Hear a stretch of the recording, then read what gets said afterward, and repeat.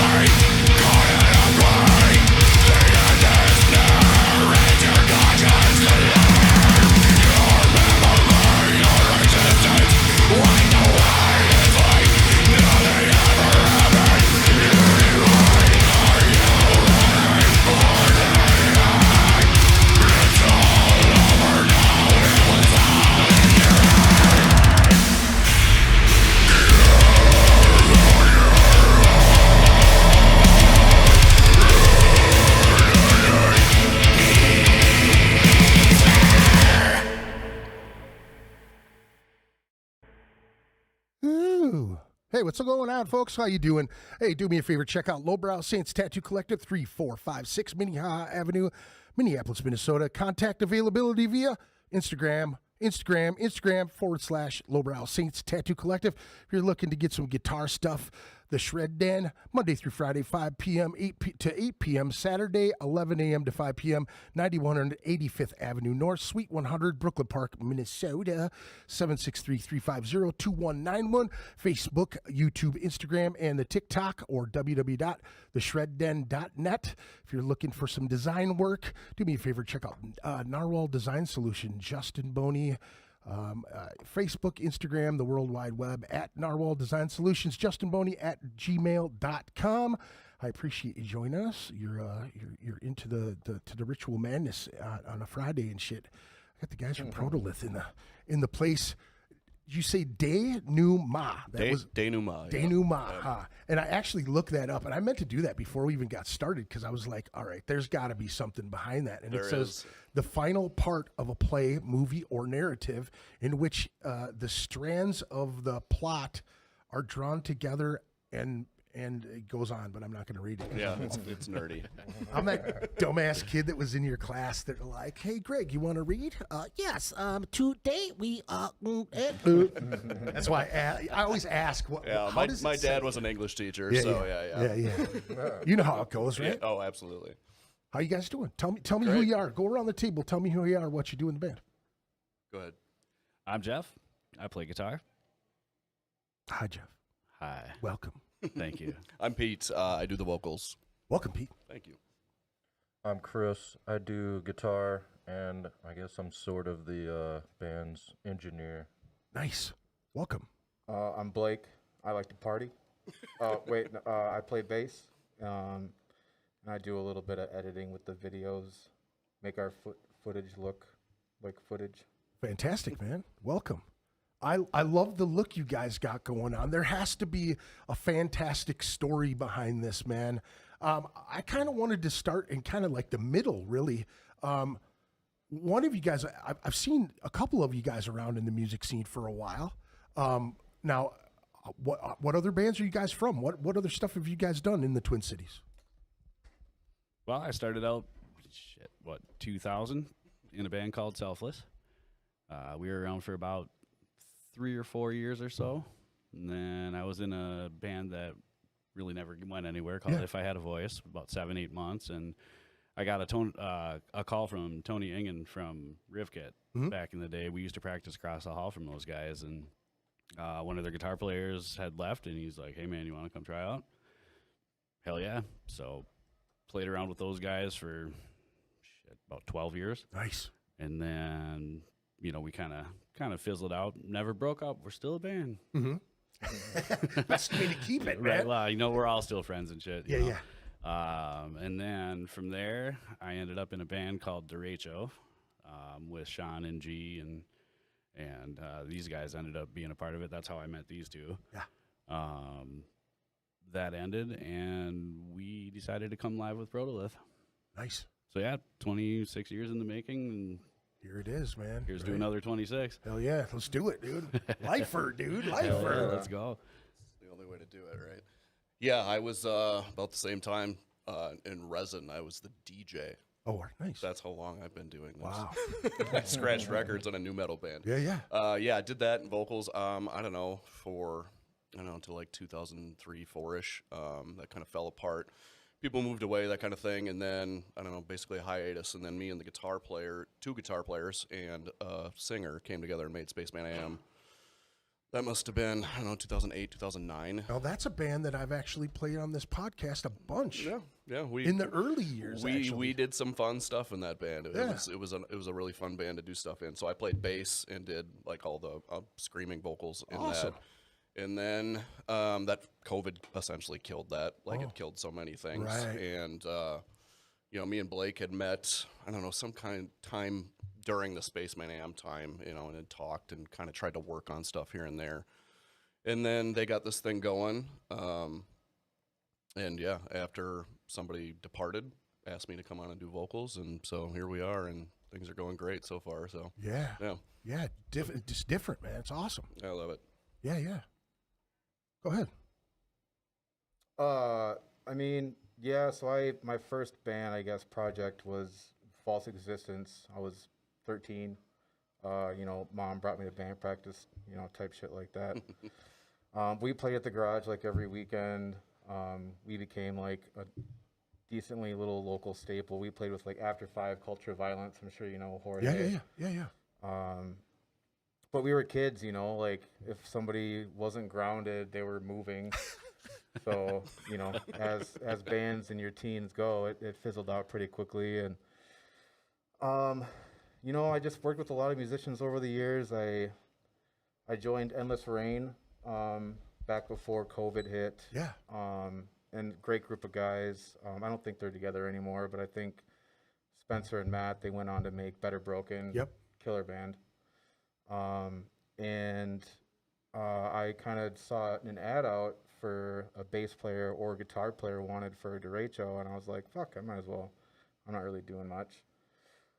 Prefix to that, Chris and I had kind of started, I've been wanting Chris to write music with me for years, because he'd send me these clips like every, 4 or 5 months. And he's like, what is this? And I'm like, dude, fuck, man, like, let's do something, you know? Right.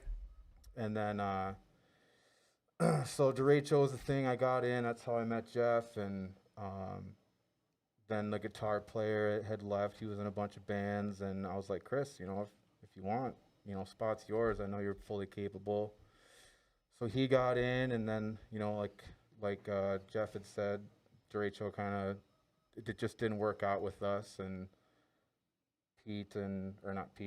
Jeff and I and Chris just kind of continued on the flag, but with Protolith, which was what Chris and I kind of named our basement project, as you were. And then, now we're here. Fantastic, man.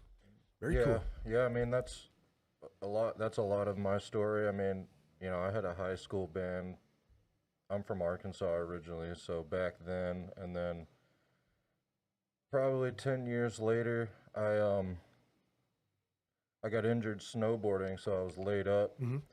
So I decided to dig in the guitar again and and I bought a MacBook so I could, start like producing, because I always enjoyed recording and producing just about as much as playing, right? So I started just kind of making stuff, got some drum VSTs and started, making my own drum tracks to like jam to. And like he said, I would send him stuff and he hounded me forever to get going. And I'm like, I don't know. I mean, that's a hell of a process to get all that gear and Yeah. learn how to fine tune it. And then you're, learning how to play something and program something. Right.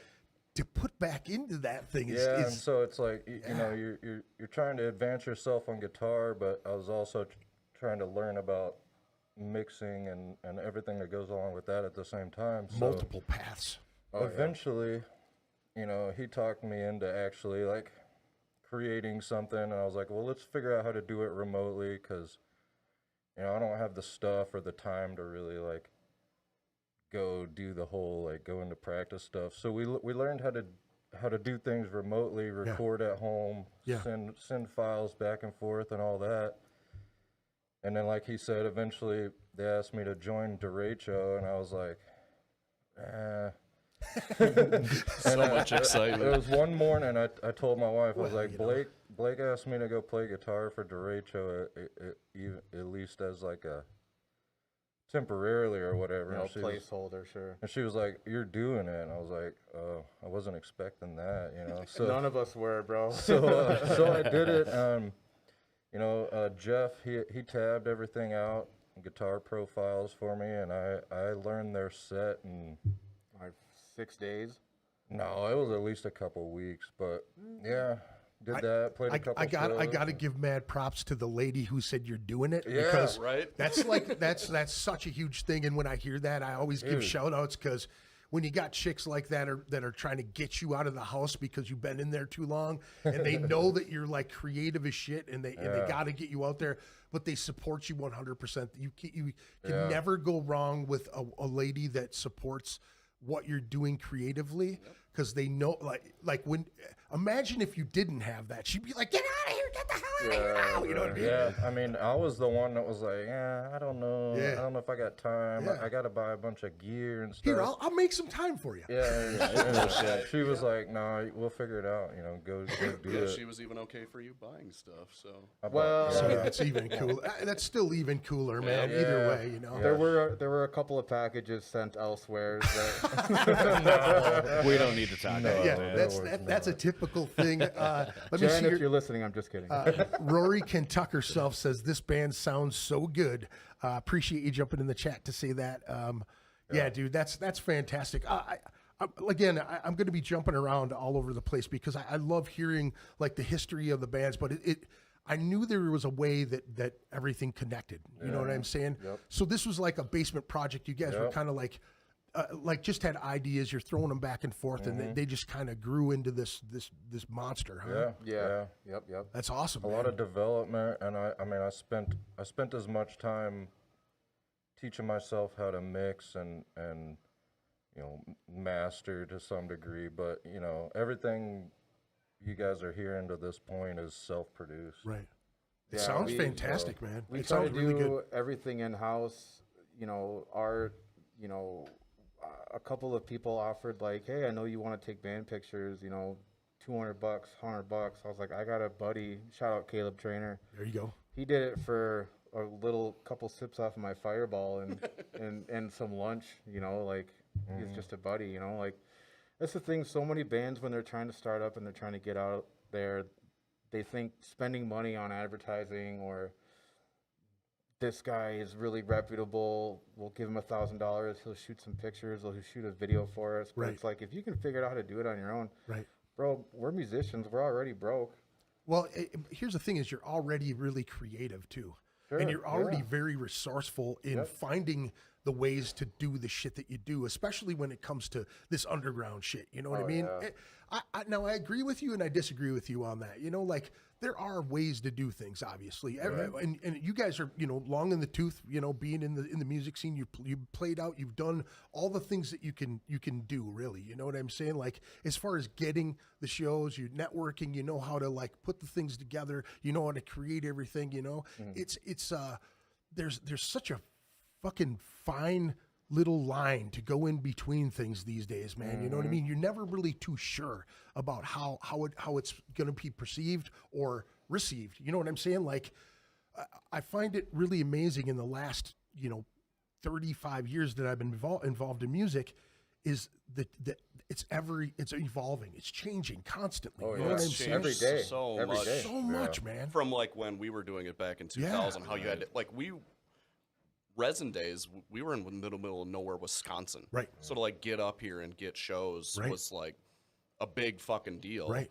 And then you take that to the next step when social media started and figuring that whole thing out, and then just getting contacts and going to shows, going to local shows and talking to other bands and not packing up your shit and leaving. Right. Like that goes a long way with people. And you know, you played hundreds of shows too, and there's those bands that would be standoffish, and then the ones that weren't, and latching on to those guys that were cool.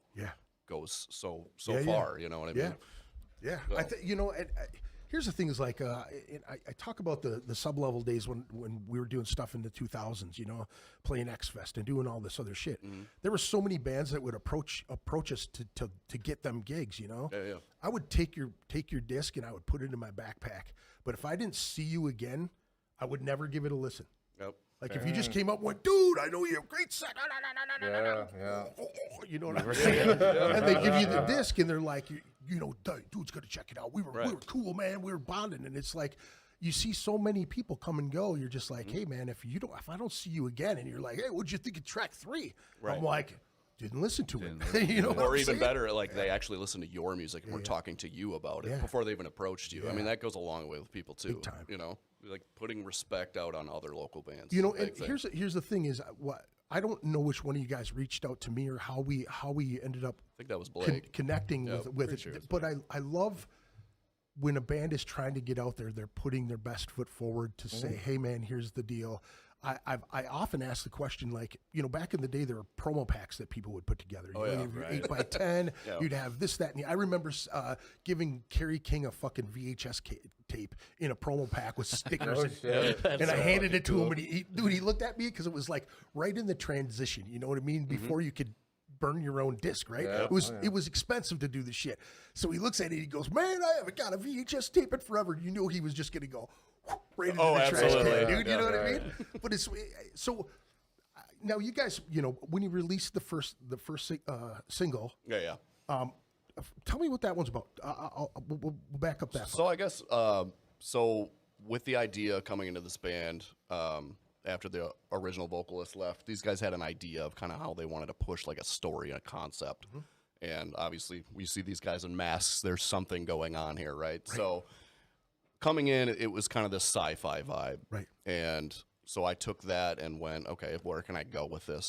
I'm a huge sci-fi fan. I love Aliens, like my favorite movie of all time. I got a big giant leg tattoo of it, so I was all in on it, And so what I tried to do was basically take kind of what's going on in the world today, all this classism and just bullshit we all sit and listen to on the news every day, politics aside, but try to take that and spin it in a way that would make sense in a kind of sci-fi aspect. So that first song that you heard in the story is kind of the second thing that goes on, but basically there's something far out in space called the entity. I called it. It doesn't really have a form. It's just this thing of hate. And it sees what's going on. The giant orb in the Fifth Element. Right, that thing. It's coming for us, seeing what we're doing to this planet, or any planet. It could be, that's kind of what the story's about. It wakes up and sees all of these different species on these different planets fucking things up. And it's waking up, and it's on its way through the universe, and it's destroying everything in its path. Cleansing some shit. Yeah, basically. And so across the EP, that's kind of what I'm doing, is trying to tell a story in chapters. So that's the first one. And I don't know. I think it translates well. Like if you're trying to interpret lyrics, a lot of people try to do that. I mean, you kind of use it any way you want. Right. But it also ties into a lot of what's going on now here. Now on the video, the art itself is like what is it? The world, and then the and I kind of dig that vibe of like old maps. So that's kind of was the idea of where that art came from. Is this big thing? Who did the art for that? We just had somebody kind of put it together for us, and I think we threw it in Photoshop. Yeah, threw it in Photoshop. It was basically just like, here's an idea. Color tone it. Yeah, and come up with it up, whatever we can do, add our logo onto it, that kind of shit. So yeah.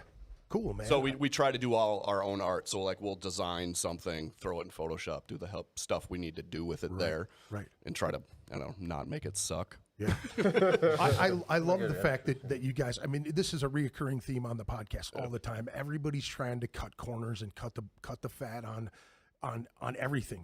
When it comes to promotion and doing creative stuff.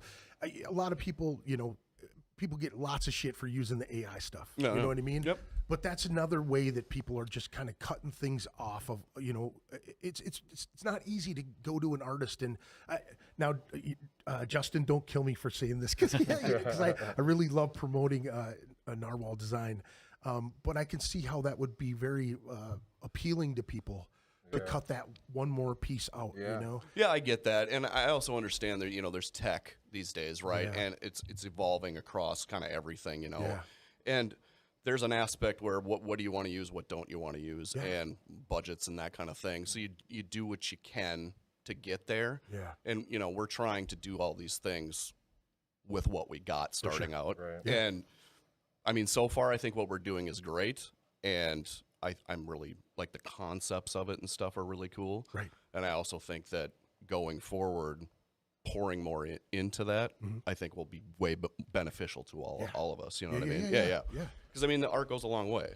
That's a lot of times what the first people they see. Yeah. You know what I mean?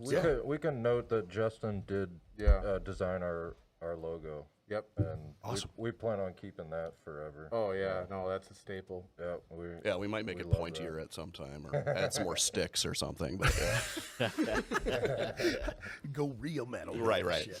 That's real. That's good stuff right there, man.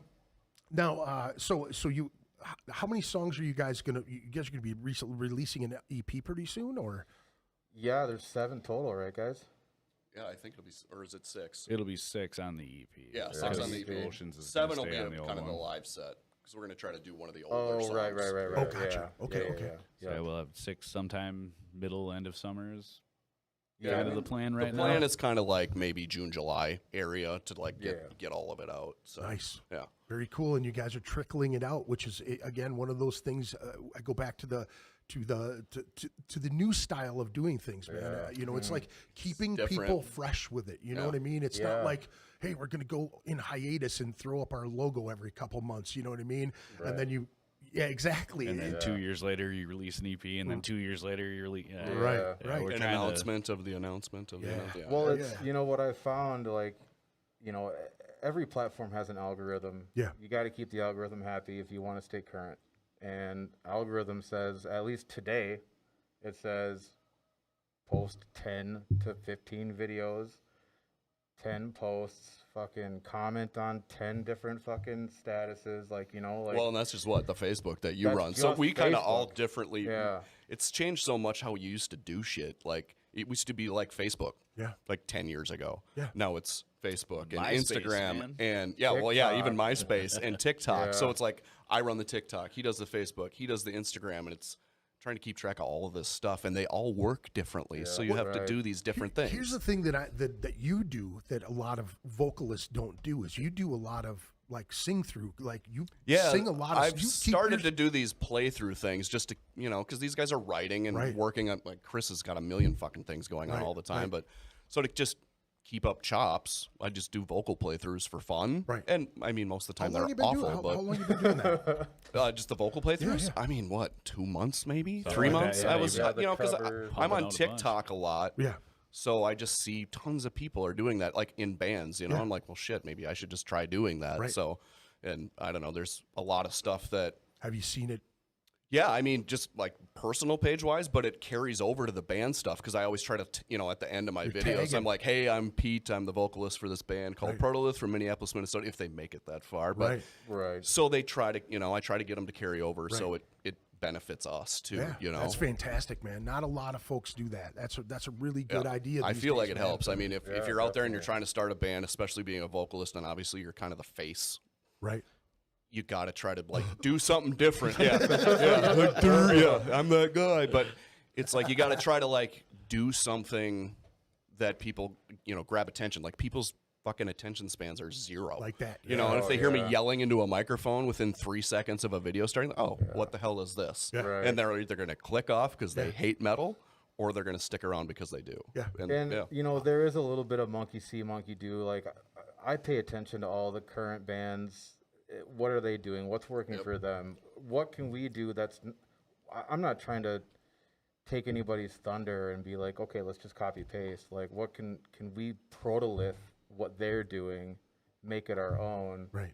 make it maybe a little more interesting. But like, you know, we've Adding your concepts to it. Right. And, you know, our concepts are forever changing. I mean, every morning we've got new ideas. Pete's up at the crack ass of dawn, 6 a.m., hitting up the band page. Hey, what do you guys think about this? Yeah, I'm kind of Dude, go back to sleep. overly ambitious probably sometimes, but Well, that's good. that's what you had to. That's what you had to do back in the day, and I feel like you still have to do it now. Oh, you know? 100%. That'll never go away. I think if you don't have that mentality right now, and I hate to say it because I see a lot of bands. I've seen a shit ton of bands this year, and there's a lot of great young bands that are doing a lot of fantastic things and keeping their minds open. And back in the day, man, you know, there'd be a guy who would do most of the writing in the band. There was always like, we all fell into a category. You're like either the guy who handles the business, the guy who handles logistics. You know what I'm saying? There's always a mom in the band. That, you know, there's always a tech guy that's got to do something, this, that, and the other thing. You know, I'd like to figure out how to do that. Well, give me a second. I'll YouTube it. And, you know, somebody does that shit. Right. But we still have that. I mean, so Chris, Yeah, in a general sense. Yeah. Chris is the wizard. You know, we in our perspective studios. We wouldn't be doing shit without Chris. Right. You know, I track my bass stems. Everybody tracks their own shit. It all goes to the Dropbox. Chris goes in, he plucks it out, throws it into his machine, and then 2-3 days later, he sends us back fucking masterpiece. So It's, The first You always got draft to of a have one of masterpiece. those, man. Oh, You know? dude, yeah, If you don't, there has to be a guy to take that role in the band. You know what I'm saying? There has to Absolutely. be. Even in practice these days, man. You know, I hear so many bands are like, yeah, dude, we record everything, or they've got giant, you know, dry weight race boards that have everything broke down, or what, you know. We used to do. I know with the Evernorth guys, I was like, oh, there's got to be dicks all over those things. I got my own. Somebody else is drawing dicks on it. Yeah. Just funny shit. You know? That's great. But so, how did you guys come up with the band name? How did Protolith come to be? So I'll just start it and I'll let Chris kind of take over. But so Chris and I, we've been in the trades for Adult film, right? Is that what you're talking about? Yeah, absolutely. yeah. Just making sure. Well, so Can find it on the hub. Chris Red tube. is a stonemason, and you know I've been hardscaping for a decade plus, and we were kind of like, what's something cool that kind of like isn't really a thing, but like also. And then Chris one day, I think we were just kind of spitballing back and forth, from our respective basements while we were throwing this together. And Chris is like, "What about Protolith?" And I was like, "It sounds fucking sweet. What does it mean?" Yeah, so so Blake was he was like, "We need a name for this thing." I was like, "Okay." And he was saying, what about something related to, stone or whatever? And I think I just like searched for like some geological terms or something, and I found protolith, and what a protolith is it's the material that was compressed or whatever over millions of years that became stone, right? So an example is like limestone. Now, limestone is millions of years of layers and layers of dead fish and coral and seashells and everything that over time compressed into limestone, right? It's the final form. And so it's millions of years of death that eventually becomes something that you can use, right? You can build with. So metal. Most of the world's like most incredible buildings are built of limestone, right? And they're still standing. Yeah, like your most famous stuff, marble's a form of it, and so it's, I don't know, it sounded cool. It does sound cool, man. It's very cool. Really cool, like. So we were like, yeah, let's go for it. And so Chris was like, well, let's make sure it's not. So I like 72 hours straight, I scoured the internet. I looked at Zonga. You guys remember Zonga? I do. Dude, I have no idea what the hell that even is. It's a blast from the It was past. like a blog before MySpace. Okay. You got one profile picture, and it was about the size of a missed out fucking on that silver one. dollar, It was dude. about the same time as metal scene or musicscene.org. So I got kicked off of that so many times. I bet you did. I did bad, dude. we did find one Protolith. If you're watching, fucking sucks to suck. But I From like 20 years ago. emailed them. Yeah, it was super old. They had one shitty LP up, and Where are they from? Wasn't it somewhere on the East Coast or something? it was like Michigan or What kind of music was it? it was like Ooch, ooch, ooch. no, it was kind of like Probably. it was almost like Carnival. It was kind of like So they were trying to be like Tool or it something? was like ethereal, but it was Yeah. like kind Similar to of that. but I was like I thought that, and I was like, fuck Chris, we're done, like we gotta think of something else. But like I personally I fucking I won't give up when it's like that. So Dude, I don't even care. You could add some random shit on the end of it, like Protolith XYZ. Yeah. It'll still Or be what- sick as fuck, dude. like an It don't even. umlaut? Yeah, dude, it'd be sick. No, fuck that. No, so I emailed them. I fucking I messaged every single piece of contact info that I found. I dug deep, and I didn't hear back for like 6 weeks. And I was like, fuck it, we're Protolith now. and that was it. They never. Assume the position. Well, I mean, more than likely, they don't have a copyright on anything anyway. It's probably just some random ass local band. Well, and but I want to be sure because I didn't want 5 years from now being like, hey, They can't do that's shit. ours. Yeah. They can't If do if shit. you I if you tried. YouTube Protolith, like you will find there are a couple things of theirs still up. I'll change that. But it's yeah. I think we'll be all I right. think it's got. All you gotta do is just drown it out. Right. Really? That's right. Maybe yeah. we can Which collab. we already easy have. way- easy really. way to do that. We pop up. Protolith featuring Protolith. Yeah. Yeah, right.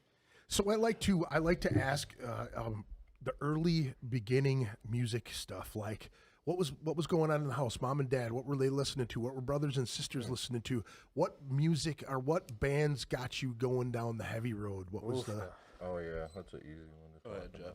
Well, my mom, she used to listen to everything KDWB used to be back in the late 80s. Yeah. So it was everything Bon Jovi, Yeah. Skid Row, but Sure. then it was like the Bengals and Right. Rat and Poison and all that stuff. Do you remember a store called Tidal Wave? I know you Oh, yeah. probably do, Oh, yeah. right? So we used to go to the Old Country Buffet over in Brooklyn Center, Mm-hmm. or Crystal there. It was in that Crystal Mall. And Tidal Wave was at the end of it, And once we're done eating, I'd be like, Mom, Mm-hmm. Yeah, can I yeah. go down to the record store? And I'd be going down there looking at tapes and records and stuff. And my mom bought me Slayer, Show No Mercy. that's pretty I rad. think I was 7 years old. That's pretty amazing. rad. But dude. it had that goat on the front Yeah, holding yeah. the sword, and Right. everything's on fire. I was like, "Fuck yeah, dude!" I'm a 7-year-old kid. Like, fuck yeah, that's so cool. So I bought it and I brought it home, and I couldn't understand anything that was happening, but I loved it. God, I loved it. And then from there on, it was just everything. Yeah, just taking it Yeah, in. just take everything. Now were you the guy in the friend group that knew all the heavy shit and you were turning everybody onto it? Or- Trying to, yeah. Okay.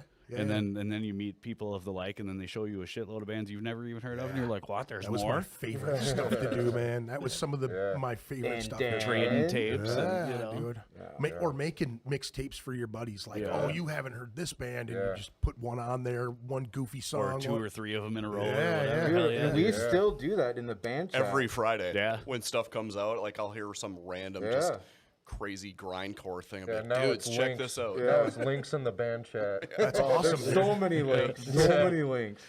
I think that's so important, man. You know what I mean? I remember like flipping Spotify on for the first time, and you're listening to something, and all of a sudden it suggests something. You're like, Yeah. what the Yeah. hell is this shit? You know? Right. Yeah. And you go down that rabbit hole. Well, I was and- curious today when we dropped the new song, like, what's Spotify going to give me next? Yeah. And it gave us Body Snatcher, and I'm like, okay, I can do that. keep you in the vein. Yeah, you're waiting for it. You go, don't do me wrong. You know? Don't give me, like, Britney Spears or some random ass shit. Like, Hey, I'd take Britney Spears. I'd be yeah, just back in rehab, I heard, right? That's all right. Yeah. That's her bail. Just got you dancing around with it. No shit, right? go, Pete. Oh, yeah. This is a cover of "Oops, I Did It Again." Just roll the windows down and crank it. That's amazing. How about you, sir? What were you listening to as a kid? What was- Oh fuck, brother. So, I mean, the first music I remember, I was like 4 or 5, and my mom was listening to the Marshall Mathers LP, or no, it was the one with the Vicodin on the front. Okay. Yeah, it was The Slim original, Shady one. The Slim Yeah. Shady LP, yeah. And I was just like, I remember just like sitting in the back seat, like kicking my legs. I was like, oh, this is cool, What do you mean this dude's white? right? He's amazing. Right. But no, so my stepfather, he is a drummer. So as soon as, I mean, like Rush, fucking Metallica, like The Doors, REO, Fleetwood, like, pretty much all the good ones, right? All the classics. From that era. Anything good? Anything good, right? And then I was introduced to Korn, and I was like 10, and I was going through this bout of depression with my real father, and then That shit'll hit you differently, man. dude, Jonathan Davis the self-titled and issues At the end, bro, like I was just sitting down in my basement listening to that shit, and I was like, "What the fuck is this guy spying on me? Like, how does he Issues is a vibe, man. how does he know this about me? You know, how does he that's a know tough how I one, man. feel? It was a good one.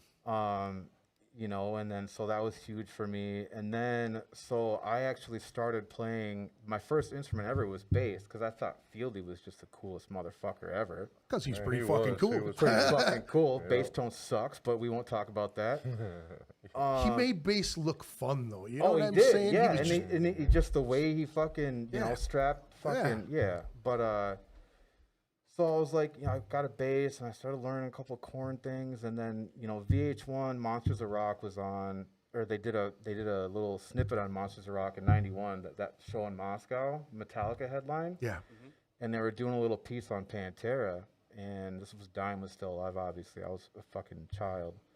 And they cut to the snippet of him doing the solo in Domination at Yeah, that like show. one of the most legendary. Dude, that was my first time getting goosebumps. I'd still like, if you play that video right now, I'll fucking Yeah. dude, For those of you that couldn't make that out, he gave a good vibration. it was that one guy in the Beat It video with the glasses. Just lost it right there, dude. so I like the next morning I was like, Mom, I don't want to play bass anymore, and she brought me to Music Go Round in Burnsville, and we traded that bass in for a Squire fucking combo kit, and it was just Pantera from then on out. Obviously, you know, other bands, but Pantera is number one influence of all time for me. There you go. Personally. I still got a piece of Phil Anselmo's Rolodex. No shit. Off of Cowboys from Hell when they were at First Avenue.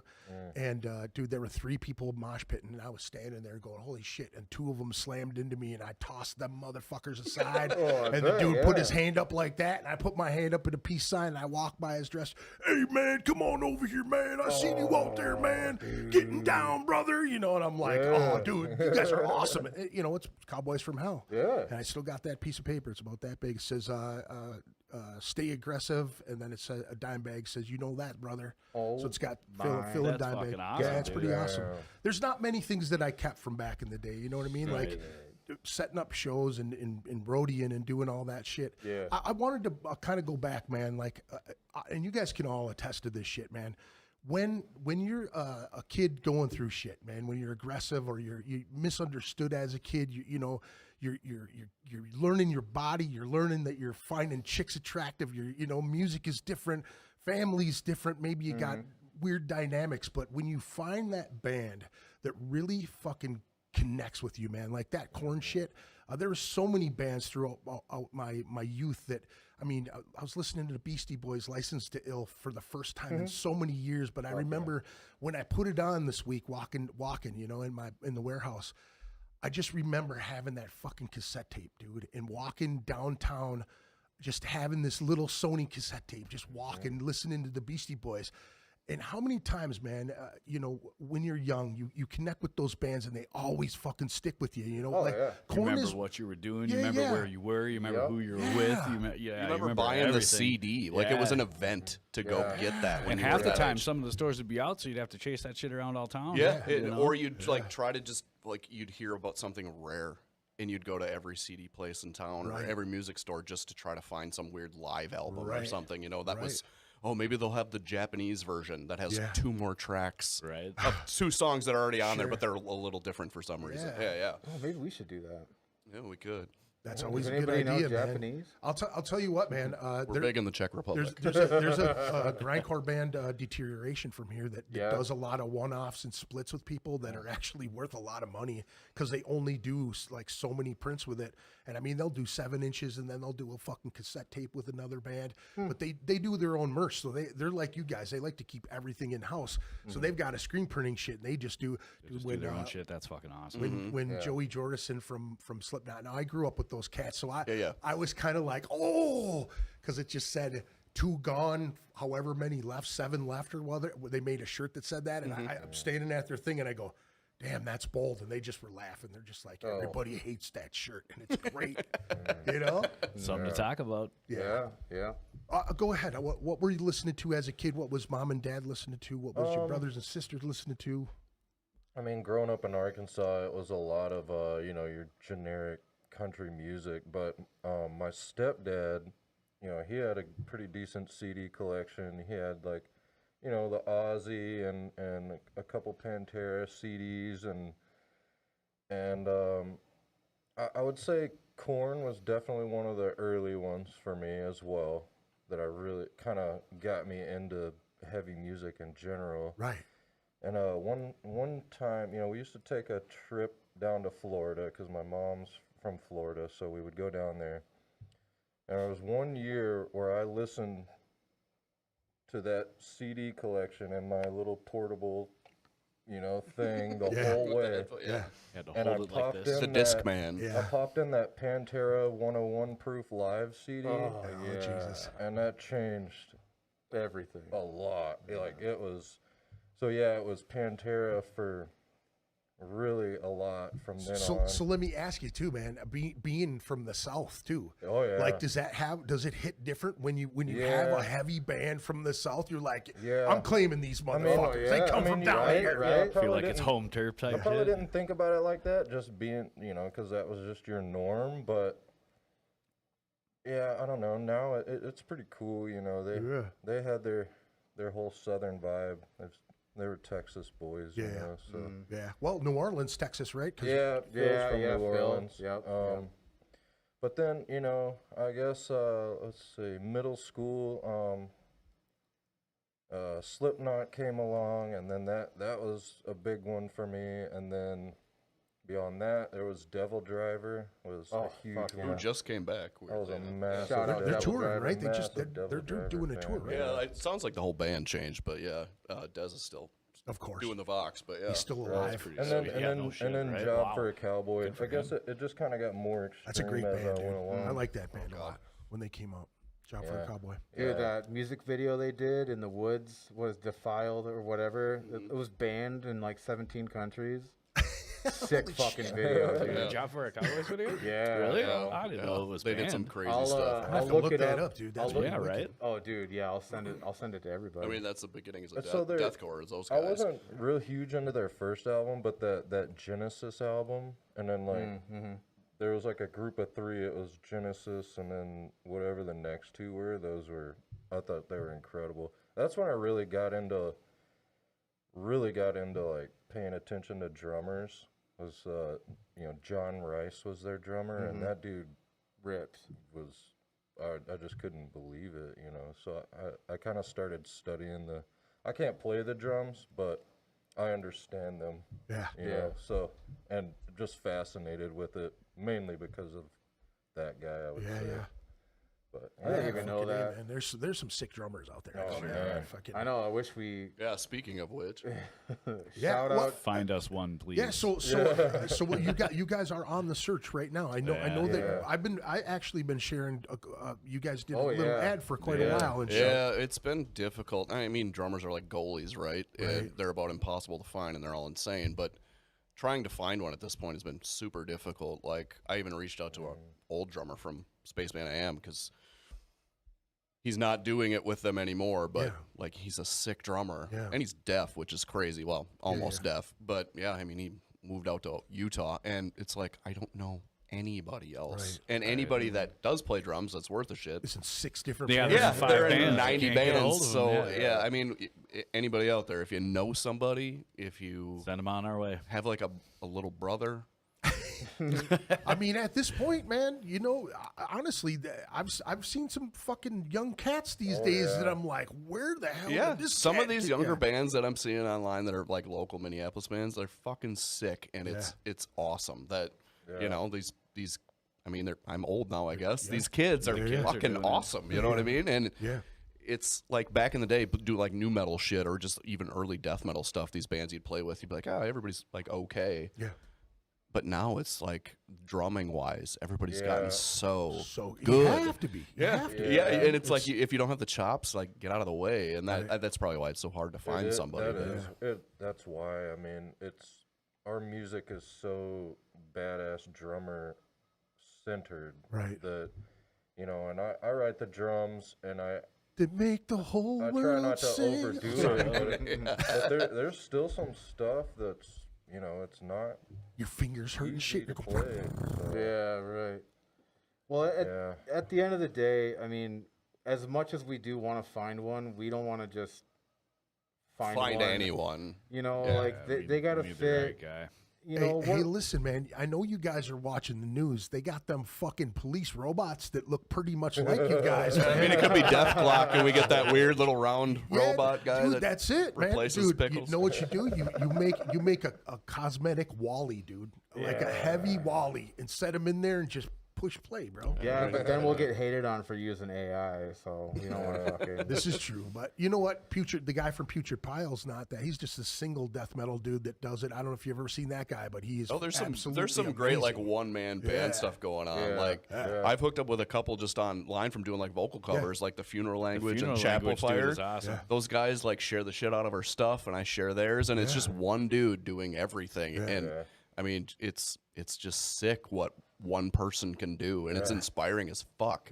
Just because it's, I don't know, these guys are all our age, and it's hard to be in a band. You know, we all have families and jobs, and do I still want to do this? Yeah, Right. I do.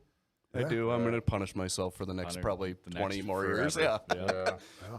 So my fingers don't move. Now, That's right. That's another question, man, that I'd like to ask you is like, how do you feel about a project at this point in life Love right it. now? Love it. I mean, it's got to be amazing. Weirdly, Still. it's way easier now than when I was like all in with Spaceman AM. Yeah. Like now, my daughter's 16. Yeah.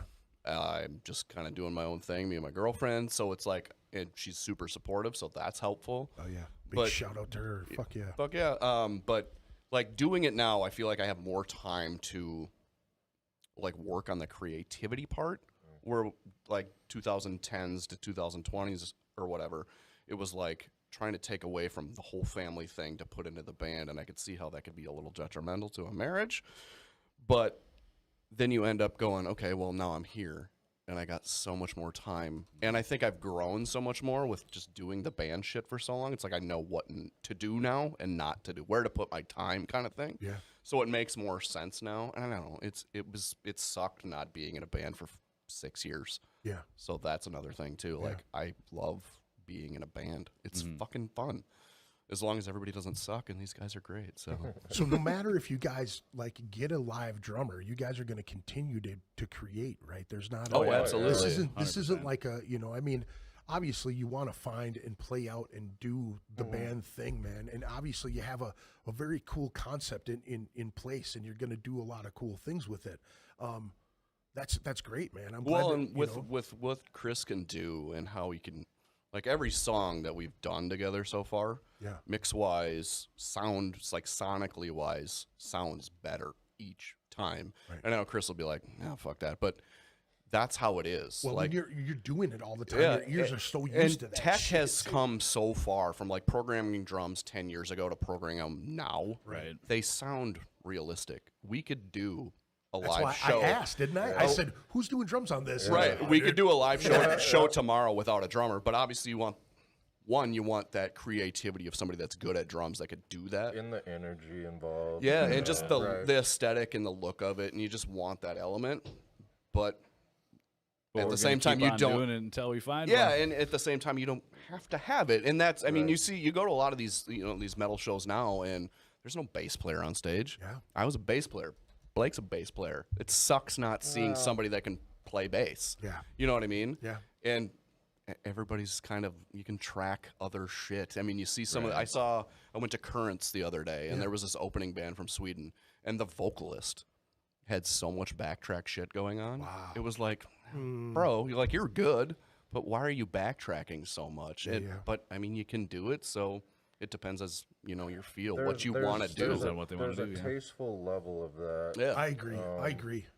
And when you go to see pro shows, you go to see Spirit Box or Sleep Token, these bands that have a lot of sound design stuff, like it's all there in their live show, right? Right, And right. that's awesome. And we're doing the same thing, right? There's you know, all the sound design stuff I do, it's gonna be there live.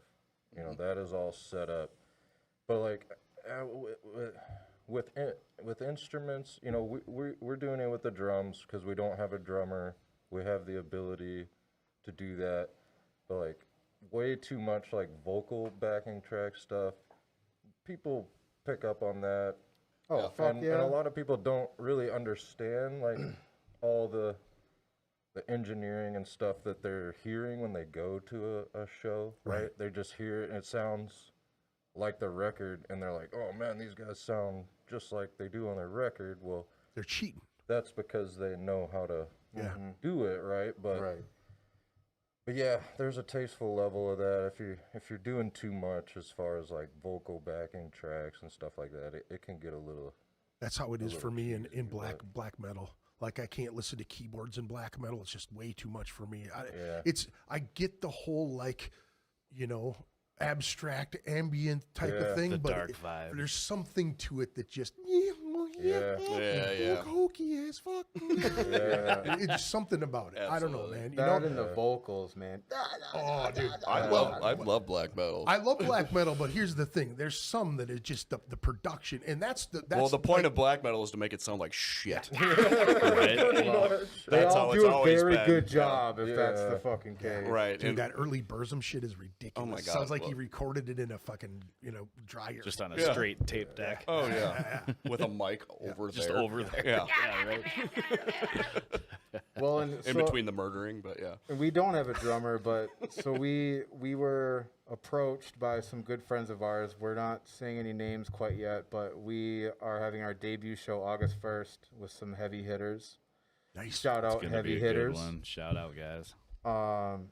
But you know, unless we find a drummer like in the next 3 weeks that can learn our shit, I would even say practice. 3 weeks. I would say, you know, in the next couple months. But if a drummer's legit, In the next somebody couple- could learn our songs. But yeah, Yeah, I mean, well, right, Odds but are slim. our plan is just to go out there with our Keep rig steaming. and play the show to program drums. Fucking maybe there's a guy. Hopefully, we play to a in the good show. drummer. yeah, Or- that's the hope. I mean, like Yeah, I essentially, like here's what we got. Right. Obviously, we need a drummer because there isn't one on stage. Right. So Right. And maybe hit us up after the show, kind of thing. You Right, know? exactly. Yeah. And we'll keep doing it until we find a fucking drummer. Yeah, long story short, we're not letting it slow us down. Awesome. We have the know-how and the ability. It sure to, doesn't seem like it. You know what I mean? Yeah. Because to see you guys keep progressing, you know what I mean? That's the best thing to watch, man. I love to see that shit, man. When I see things in my feed, it's usually, you know what I mean, we're connected somewhere in that algorithm, you know what I mean? Yeah, absolutely. So when I see it, I usually share it, and then when it comes to like, oh hey dude, I know you from there or know you from there, it's even better, you know what I mean? It's like I love to see everybody succeed when it comes to this shit, because these little things that you guys do and the little things that the processes that you're talking about, so maybe somebody will watch this and go, hey man, maybe I've had an idea for a long time and I haven't, you know, and then maybe they can do it on a solo thing. Well, Maybe even you know? stuff like this, doing this podcast or Yeah. doing these first couple shows will start, okay, I've heard of these guys, and makes us more legit, you know what I mean? absolutely. And that might help somebody be like, oh, the music's good. They're doing something. Right. So I want to join up And, with and them. honestly, you're far more advanced than a lot of bands that are out there playing right now. Well, and that's, I mean, honestly, it's so much farther from when we were younger Yeah, doing this oh, crap. yeah. Like, yeah, and Hands the down. stuff that he knows how to do, like, dude. you're paying people to do that. I'm like, to even huh? get close to it. Man. Yeah, no really. shit. When we're hooking up shit or the big rack case we have, it just makes no sense. And Chris is like, "Yep, so we got to plug this." And yeah, I don't know what's engineering is just as fun to me as playing. Yeah.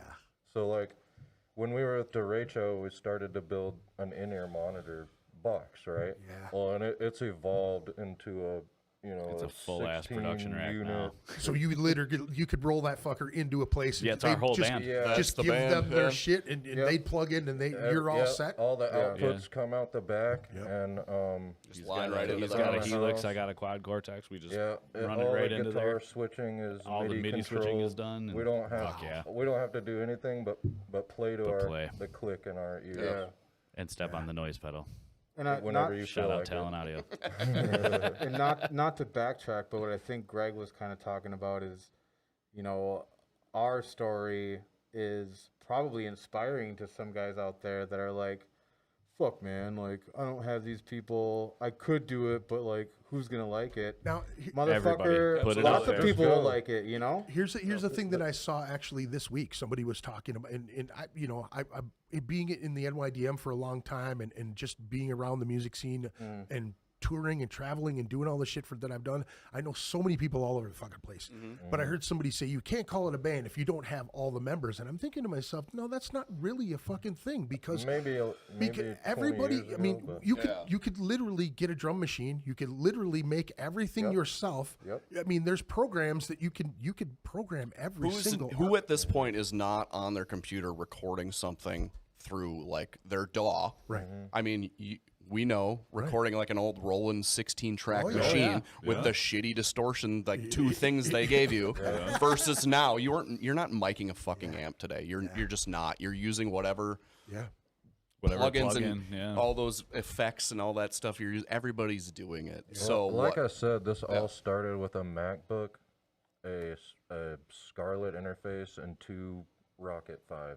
Right. Yep. And you just you keep getting virtual instruments and plugins and you just it's evolved into all of this. that That's same laptop now runs our live set. Yep. Right. And For now. and we practice in his apartment and It's got to be the with in-ear funniest thing monitors. if Oh you're yeah, because outside and the windows all they open. can hear is me. All we you just can it's hear just is- straight it's guitars, right. and then he's just screaming his face off. They're over probably it. like, "What the fuck the is hell's happening?" happening in that apartment?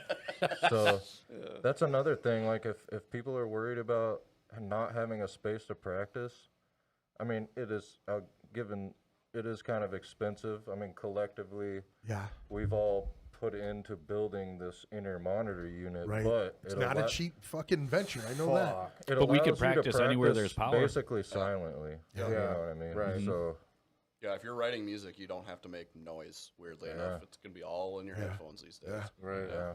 Which is amazing. It is. Really, It really really is. amazing. I mean, man. take advantage of what's there, right? Yeah. I mean, if it's gonna be The that tools much are here. easier to progress, then Right. use it. Absolutely. Makes me think, like, what's shit gonna look like in 10 years? Yeah, No I don't shit. even. 5 years even. Like, I'm just gonna, like, think of a riff and, like, download it to Chris's fucking Nero chip, whatever the fuck. Dude, like- did you see the chick in the red dress?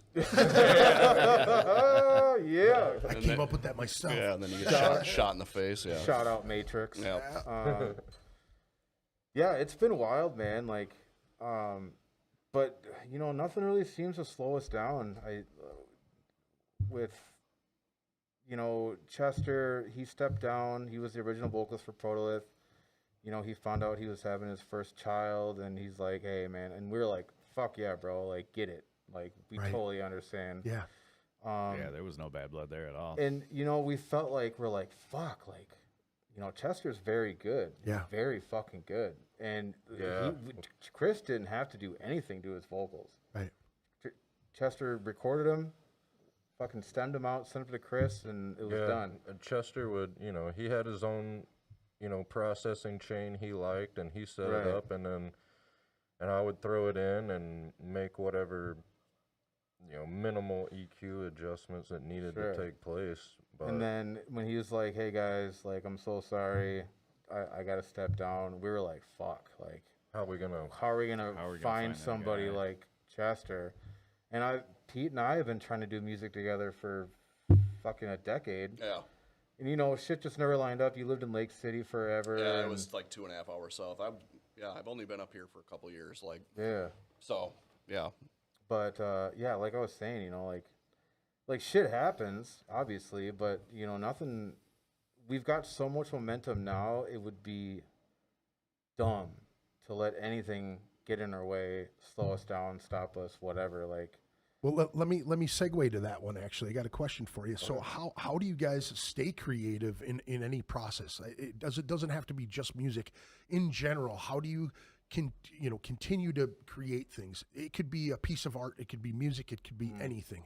How do you work through the tough times of fucking like rock? writer's block, anything, something like man. that. Yeah. I'm one of those that I have to always be creating something. Like, I'm a stonemason, bricklayer. Like, that's every day. Like you're building. and Well, you've got to creating. adapt to Yeah. any Oh, situation yeah. because a corner could come weird, or you Yeah, could, you know, and it's then- normally measured out for you, but you still have to Yeah. adapt by slicing pieces and getting pieces to fit in different things, Yeah, right? it's for me. It's just like a personality thing. I mean, it goes all the way back to being a little kid. Like Legos was my favorite toy. You know what I mean? Like constantly building, constantly making something. Right. So that's why this is all probably so fulfilling to me. Is that I get to just keep building something. You know. Now, do you feel like empty if you don't create a daily on a daily basis? That's how I am too. And man. there'll be times where like I get the itch to go write a song, and then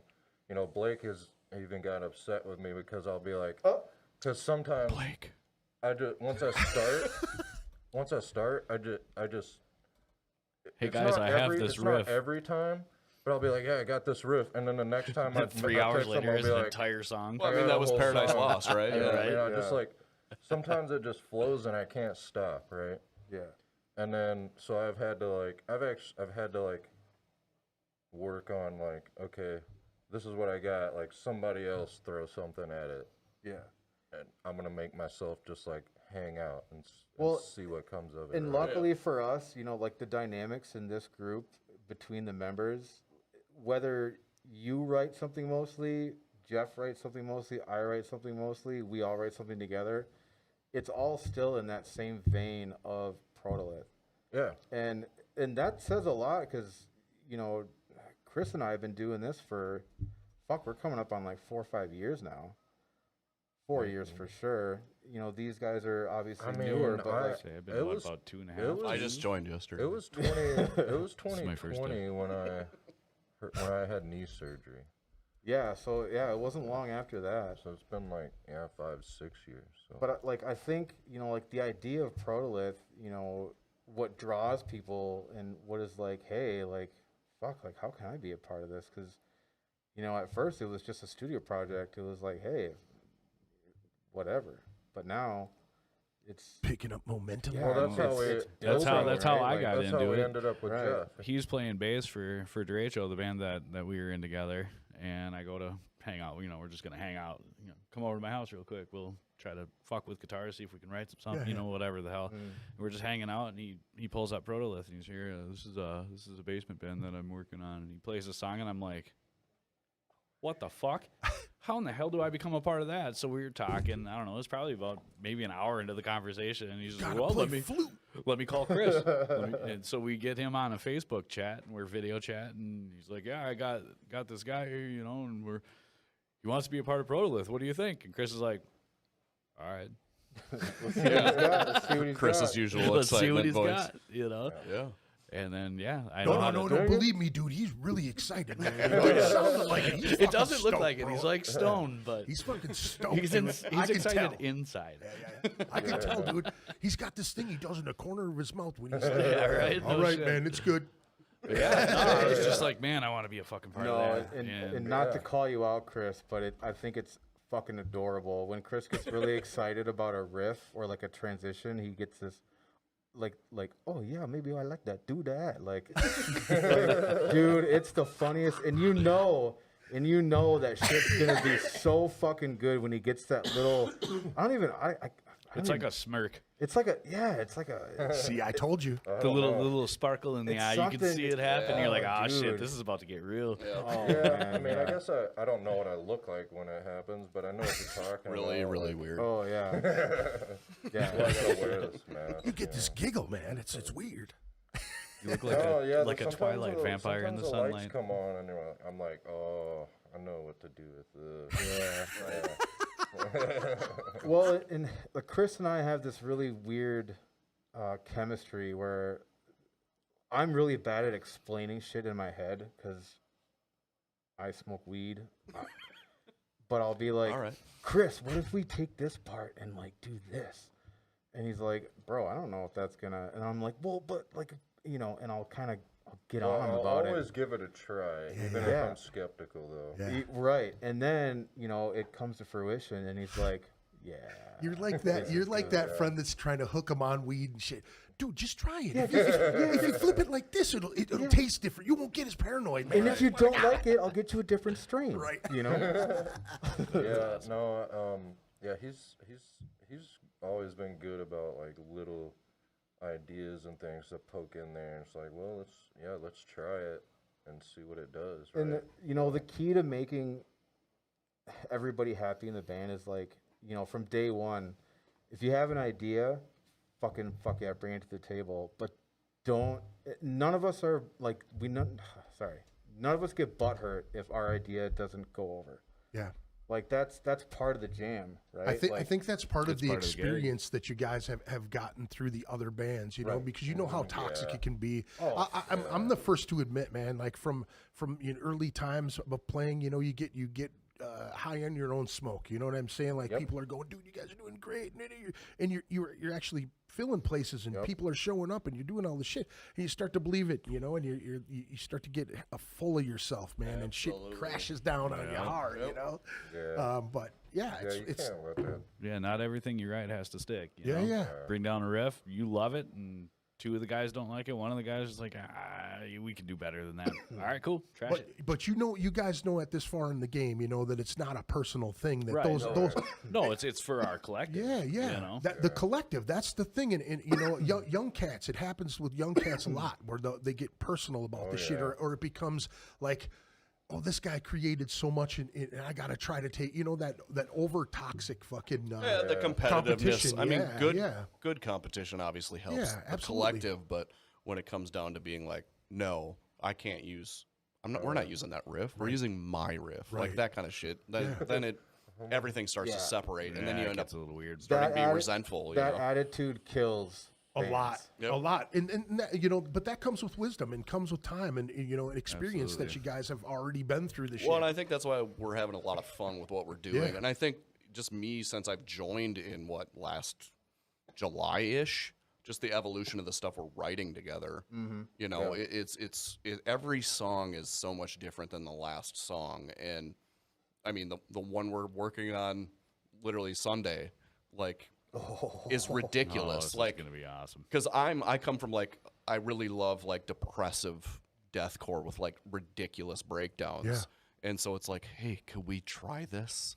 And we have one in this next song, and it's stupid. Yeah. And I love it. Him and I we went back and forth figuring Yeah, trying to out figure this out because it's like, the I want this. timing and the space Yep. and all this, and And then Chris and I up until 1 o'clock in the morning, laughing our Oh asses my off at the God, riffs that yeah. are coming out. we're like, okay, well, what if we go from 1 octave down to 2 octaves down? It's shit. And ridiculously. It sounded It's so so fucking retarded. low. And the vocals that I've done so far in these couple songs that we've like released, Yeah. compared to this one that's coming out, like, you probably hear me and be like, it's not even the same vocalist, you know. And I'm so excited to share it with people. It's going to be so cool. And things that's the are other thing, is just developing. getting the, you know, what we're into. Yeah. You know what I mean? And putting that together. And I think everybody's been so open to ideas. It's a sign of a good band is to have an open mind like that, and Oh, not to paint yourself into a corner with Absolutely. you get stuck. I mean, even if you're doing a concept album, if it all sounds the fucking same, you know what I mean? Every tune has got this, you know, the same components, you know. Yeah. It's a breakdown every other one, or there's no chorus, or there's no bridges, or you know what I'm saying. Absolutely. Even a solo, you know what I mean? How many years did bands not use solos in their shit? I There think was lots. Korn started that. Yeah. They came out and they're just heavy as shit. Yeah. There was no solos. And you're like, what the fuck is this? You didn't even notice because it was Yeah, just because they funky. were so There awesome. there was also a time where it got to where a solo was expected in every song, and that was too much too. Yeah, you it's know too what much. I'm Yeah, that saying? was something I couldn't stand. Yeah. And Here it comes. it's gotta it's gotta fit, and it That's the can't. next 2 minutes It of my can't life. be that overly wonky thing. Like, it has to help the song, not It got to take where away from it. you know, a lot of guitar solos were kind of cheesy sounding. You mean so, every Zach Wild pinch? Oh God. Oh, fuck that Dun-dun-dun-dun. Fuck that guy and his nasally fucking Oh, voice. it's okay. Fuck him. I don't care if he was Dimebag's best friend. He's a bitch. Sorry. I love it. I don't absolutely love it, man. let me ask you this, guys. Down on the river. How Fuck about you. how about Going back to like the local bands, what was one of the first local bands that you saw that you were like, I could do this? Like this is. You guys and Head Charge and Oh, thanks, man. fuck yeah. I was little when I saw you, man. That was fun times, man. It was. Lots of good times back then. Bunch of bands like that, Dead Hands Rising, the whole Necromus crew, Yeah. all those guys, Vulnerata and Mm-hmm. Old school death metal Six, shit. and yeah, dude, Yeah. you know, Yeah, I mean, for us, we all practiced in Cooler Sound, Mm-hmm. you know, Yeah. so there's posters up everywhere. Yeah. Everybody's playing every weekend, so it's like, well, what place do I go to? Because these guys are here and these guys are there, and it was Yeah. So many places God, to it choose was from awesome. back then too. there Yeah. was. I mean, there was venues everywhere. Oh yeah, I mean, I miss those old venues, man. know. It was so cool, but like us and like resin days, just getting up here. Like Black Flood was somebody that helped us Yeah, get up here BFG. and gave us a spot, like at the Quest for Yeah. what was it? Quest for Loud for and Mayhem? Local, Quest for Yeah. Mayhem shit. Yeah, like getting made fun of because we had a DJ by the band who played after us. Like just that kind of shit. And the guys from Nuisance were always like Vince. Shout out to all those guys. Yep. Tony and the rest of the crew. But yeah, Those guys that started doing the DJ yeah, shit. I mean, and they were cool to us, and that was the cool thing coming up. Was like we were, you know, sonically kind of the same shit, and they were cool to us, and where they Yeah. didn't need to be, Yeah. you know. And I don't know, some of those bands back then were so cool. Smiling Liar, Smiling and, Liar, yeah. yeah, and fuck, I mean, I remember seeing you guys on shows too that we would come up and watch and just try to make connections and Sure. Yeah, I mean, I don't know. The local scene back then was so cool. It was so cool. much fun. Straight Jacket, those guys were always dope yeah, to there's us. Hell yeah. So many Yeah. bands. Yeah. Asia, Good dudes, yeah. you Yeah, know, yeah. like- Well, and the Head Charge guys too. I mean, we played with them a couple times way back in the day too. They Right. probably didn't even know who the hell we were, but we were like in awe of them. Like, God, these Right. guys are so good. Remember Yeah. the Sound Gallery? They'd have their big gatherings on the weekends Oh, and yeah. shit, and we'd be down there. And Yeah. That was, and then that was coming back Kilo up, Bale. too. Kilo Bale of Flip actually owned that stuff. Okay. The 418 or above the 418, the Yeah, Sound yeah. Gallery. Him and a couple other people. They rented out to all the other bands like Black Flood and Oh, okay. With and Straight Jacket. I think was up there for a little while. Steve Wolf lived up there with Greg Moog in that I in that think he was up apartment in up there there for a quite long a time. while, yeah. Yeah. Yeah, it's It's crazy. crazy times, hate man. it, Yeah, Holy it shit. was a very hazy time. Rory Kentucker self says, biggest honor was having Sublevel open for us at our CD released at First Avenue.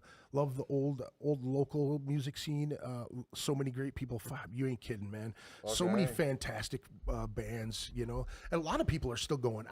You mentioned Nuisance. I mean, Nuisance was one of those bands, man, that I still think that they're not fully grown yet. No, I've always kind of thought that No, too. they've I mean, always stayed the current. Myth show that they did a couple months ago, Yeah. where they're like, we're going to Amazing. put some local bands on, the younger bands, and Yeah. we're going to try to fill this place. Yeah. And we went, and I mean, Vince is one of the coolest motherfuckers on earth, Yeah. but I've always loved those guys. Yeah. They've always been like, we're here to like do our thing Yeah. and kick ass doing it, but we're here to help the scene as well. Yeah.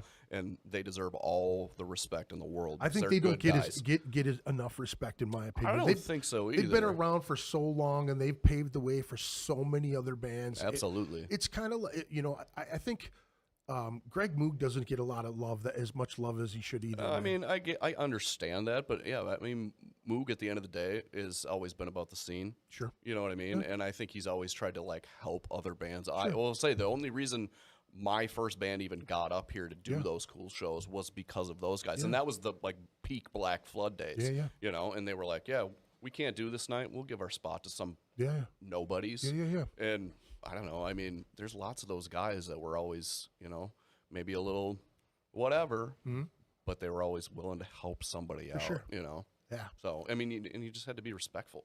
Yeah. Give people the props that they deserve. Sure. You know? Sure. Absolutely. Yeah.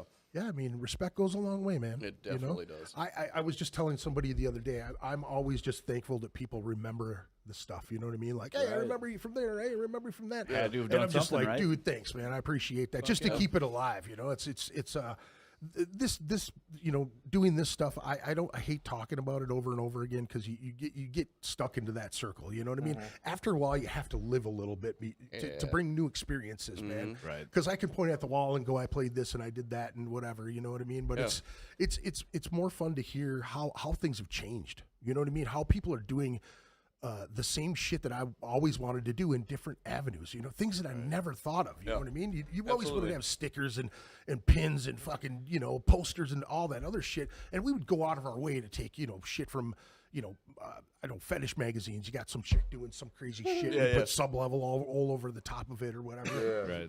That was the thing for us, you know what I mean? And Necromus was zombie shit, you know what I mean? Or the dead or something, you know, it was always something. Yeah.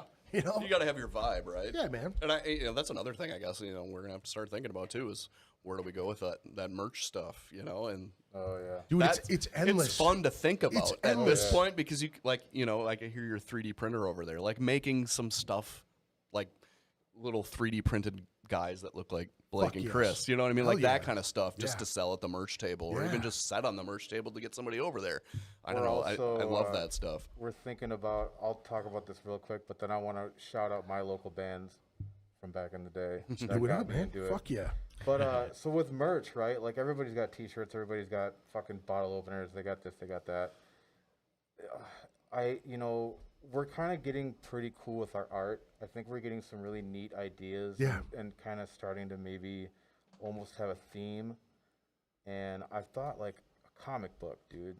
A fucking comic book. Well, like, the cool thing is 12 Foot Ninja did that. they tried. They never launched. They ended up putting it out online years later, but yeah, they did actually put it out. But yeah, that was Ken, you never told me, you son of a bitch. yeah. Now they're gone, but yeah. But you know, because we're trying to go for this whole lore thing. Obviously, we've got characters. Why not create whatever? I could talk about. Pour it for something hours. into the Dude, story. put there's- it Well, out it's on just paper. finding the Sure. right graphic artist for that kind of thing. Exactly. Like, Well, what yeah. can Right. we do with that and design wise and make it make sense? Wow. But I think it would be a great idea. Oh, man. I'm a comic book nerd myself, so Well, and just to like once done, like make 25 copies. Yeah, We it doesn't sell have to be a one long run. per show. Yeah. And we and like if you get the first person to get a pre-order gets a comic. yeah. You know, like make them really Yeah, sought special. after. Hell yeah, dude. And then when Gotcha. Tell all your when ideas, volume 2 secrets, comes man. out, people are gonna be like, How do I get my hands on the I second got copy? fucking volume 2. Well, and there's been dude. a couple bands that like Thera, those guys. Oh, dude, R.I.P. they're Piff, so good. one of my boys. Yeah. But those guys would do like art prints, and I think maybe Dig, the drummer, would draw them. But then they would sell them on their merch table, and it would be great like idea. one of 10 that he would do. And I have one hung up in my bedroom I at think home. that one's a fucking if you look down in the right corner there, I think that's a fucking numbered piece right there. Yeah, This guy here, Oh yeah. From that show. 29 of 125. yeah, and that they would do that kind of thing, and I always thought that was kind of neat, like Yeah, that is getting cool. some kind of art you could frame and hang up in your house, kind of thing. You guys got a lot. I mean, that Paradise Lost artwork is really cool. I mean, both of those pieces are cool, especially with the map look, dude. That's a really cool Yeah, look. I- Who doesn't like that, dude? That's a pirate. That's the Yeah, pirate Yeah, shit. well, I don't know. Yeah, It's it's that that I love idea that of you shit, look at an you know old what I map mean? and there's like a sea monster on it or Fuck whatever. yeah, dude. That kind That's of old some Norse of my maps. favorite shit. Yeah. Hell yeah. Well, and it's kind of the little things, you know, like it's the little details, the little shit that most people overlook if they just like glancing through. Yeah. Anyways, my first local show. Yeah. Let's Okay, hear it. so I snuck into the garage. It was a 16 plus show. It was a Halloween Hootenanny in like 2001. Yeah. And MSI was headlining. Screaming Monkey Boner was middle. Nice. Screaming monkey. The Crin was headlining the Those side guys room. rip, dude. Dude. They were awesome, dude. Yep. And then Retardobot was in the side room with the Crin. They opened for the Crin. But so After Five, I don't know if you remember those guys from. We actually played remember with them the in name, resin yeah. days, actually. Yeah, they're from Red Wing / Good Here. Yeah, that's why we knew them because Yep. that's the area we were in. Yep. Yeah, but they opened the set and it was still daylight. They had like a 5 o'clock spot, but it was a teen center, so that was a thing. These fucking guys start their set and just start ripping. They were really good for that time. They start ripping a Bible apart. Oh yeah. 2-3 pages at a time and start throwing it in the crowd, and then they cover Heretic Anthem, and then literally like the room just was moving like with their cover of the Heretic Anthem and ripped up Bible pages everywhere. People like, I found 420, I found 666. It's like whatever. So it was the garage. So they had to apologize.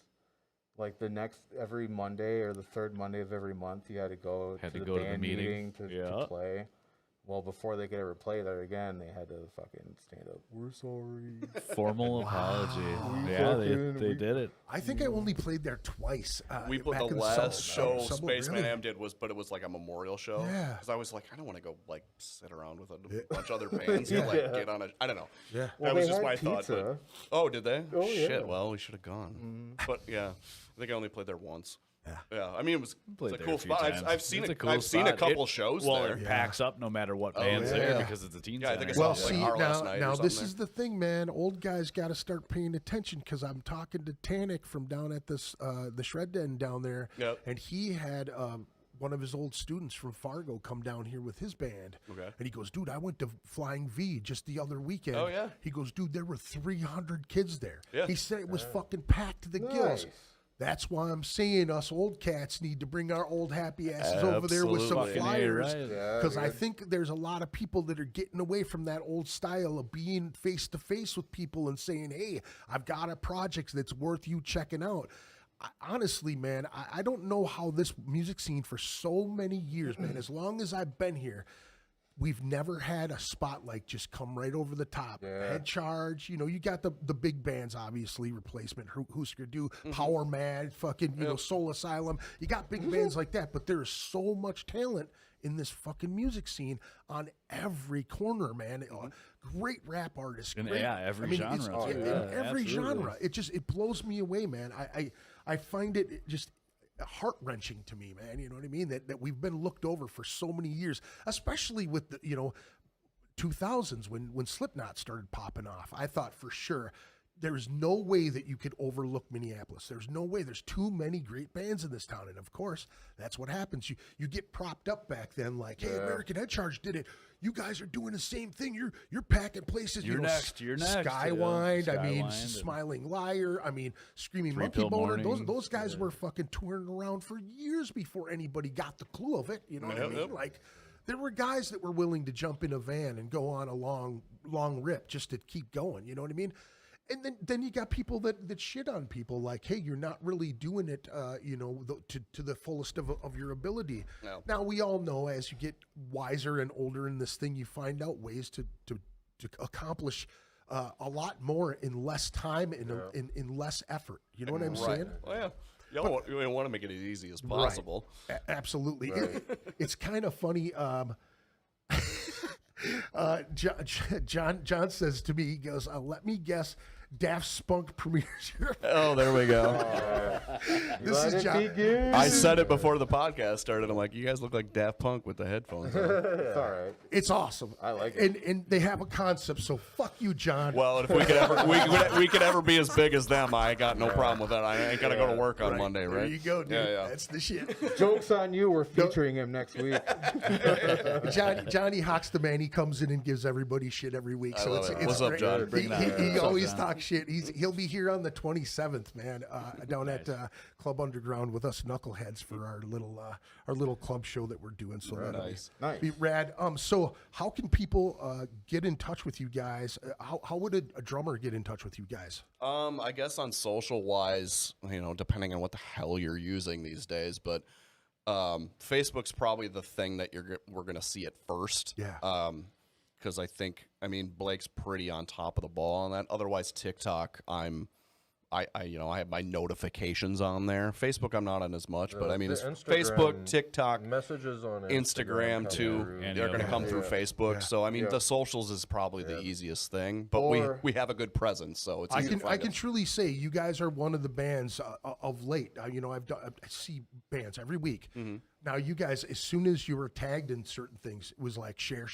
Hey, Oh, yeah. mention here, mention there. I think that is such a huge thing that people don't understand. Again, you mentioned it earlier with the algorithm being able to. You have to post so many things. You got to comment on so many things. I think bands kind of they don't understand that whole deal. Yeah, Is Well, So, it becomes a chore, and I we're mean, adults. Nobody wants to do chores. But It does, but even just before COVID with Spaceman, like you had to be present and you had to push, and there was only like 2 platforms then essentially, but Facebook was the big one, and now there's so much more. So that's why it's like we have to separate it so just to gonna- keep track of it. Well, We're then a gonna- lot of times it gets assigned to one guy. Yeah. So the one guy is just doing the social. They're Right. doing, Right. they're booking. They're doing. Yep. I mean, you know, So we're going guilty of back that. to in Rivka, you know? what you were saying earlier about guys willing to get in vans Yeah. and go to do it. So Get in the van. Sorry. the way things seem to be now is that you can put a lot of your effort into the online aspect of it to get yourself going Right. before you start to try to pack your life and try to go all over Yeah. the place to Yeah. play. Yeah. Like that's kind of what we're doing. We haven't played live yet. We're working on that. We've talked about that, but Yeah. you can do so much online these days without leaving without having Look to, at Buried Alive. I mean, he has an entire career, and he's played one show, I think, other than a couple of like yeah. performances I at mean, Nam. yeah, that's a good example of a Perfect solo example. project. But things Right. like Shadow of Intent started Oh, shit. similar to this. Yeah. Like a couple Drusif guys Stalin. doing it at home. Right.